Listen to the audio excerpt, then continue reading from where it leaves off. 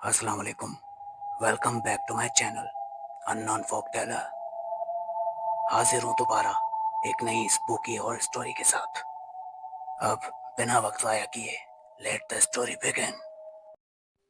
अस्सलाम वालेकुम। उम्मीद है आप ठीक होंगे। ये आपके चैनल पे मेरी पहली कहानी होगी, अगर आप इसे शेयर करेंगे तो। मगर इस कहानी में दो वाक़यात हैं जो मैं आपसे शेयर करने जा रही हूँ, जो मेरे साथ कुछ हफ्ते पहले हमारे नए घर में पेश आए।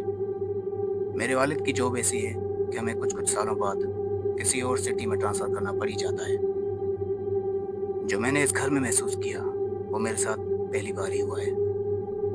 तो मैंने इसके बारे में इंटरनेट पे सर्च करना शुरू कर दिया और ऐसे ही यूट्यूब पे मुझे आपका चैनल भी मिला, तो मैंने सोचा ये आपके साथ शेयर कर दिया जाए। तो मेरा पहला तजुर्बा ये है कि मैं अपने स्टडी रूम में बैठी हुई थी जहाँ मेरा कंप्यूटर था।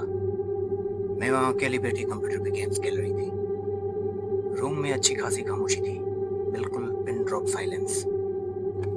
सिर्फ घड़ी की टिक टिक की आवाज़ सुनाई दे रही थी।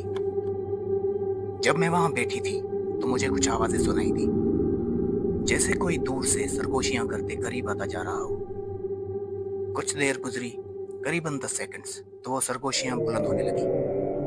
कमरे में मेरे अलावा कोई नहीं था, मगर सरगोशियां ऐसी थी जैसे कोई किसी से बात कर रहा हो, जिससे मेरे रोंगटे खड़े हो गए। ऐसे में मैं मजीद खौफजदा होने लगी। मैंने कंप्यूटर बंद किया और रूम से निकलने की सोची, लेकिन जब मैं दरवाजे के करीब पहुंची, मैंने फिर एक सरगोशी सुनी जो इस बार लाउडर थी और उसमें मेरा नाम पुकारा गया। मैं तेजी से कमरे से भागी और जाकर टीवी लाउंज में बैठ गई। मैंने इस बारे में घर पे किसी को बताया नहीं।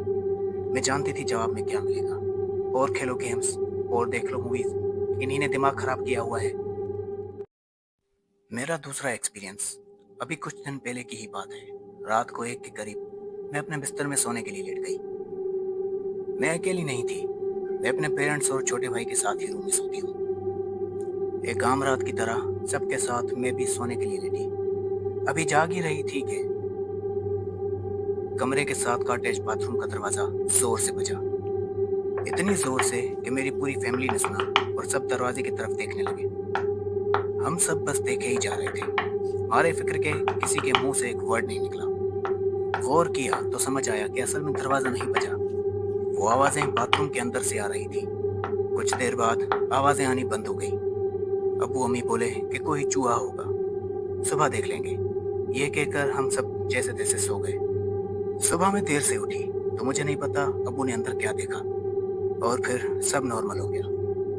उसके बाद अचानक फिर एक रात को 12 के करीब मैं जब वॉशरूम की तरफ गई तो मेरे दरवाजा खोलने से पहले ही अंदर से फिर वही आवाजें आने लगी। इस बार ज्यादा तेज नहीं थी, लेकिन मैंने हिम्मत करके जल्दी से दरवाजा खोला और लाइट्स ऑन की। पर अंदर ऐसा कुछ नहीं था जिसकी मुझे तवक्को हो। ना कोई चूहा, ना ही कोई लकड़ी का सामान जिससे ऐसी कोई आवाज आ सके।